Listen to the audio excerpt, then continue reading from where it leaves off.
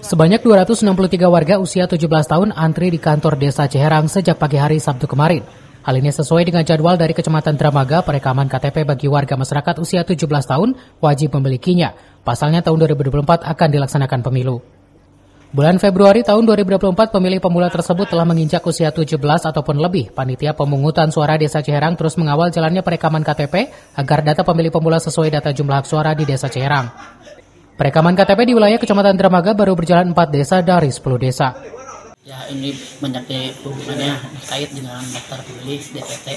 Untuk DP4 ini, daftar penduduk potensial pemilih untuk pemilu tahun 2024. Ini kebetulan di Desa Ciherang yang melakukan perekaman KTP ini sudah berusia 17 tahun, sudah terdaftar di DPT, tapi belum memiliki KTP. Itu kewajibannya termasuk dalam undang-undang pendidikan.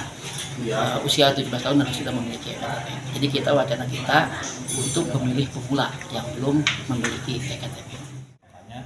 Kita akan jemput bola di Desa Ciherang.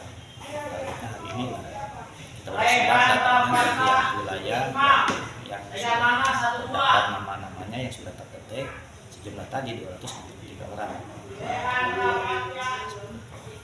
Mereka itu mendapat undangan atau gimana Pak di pendataan itu sendiri?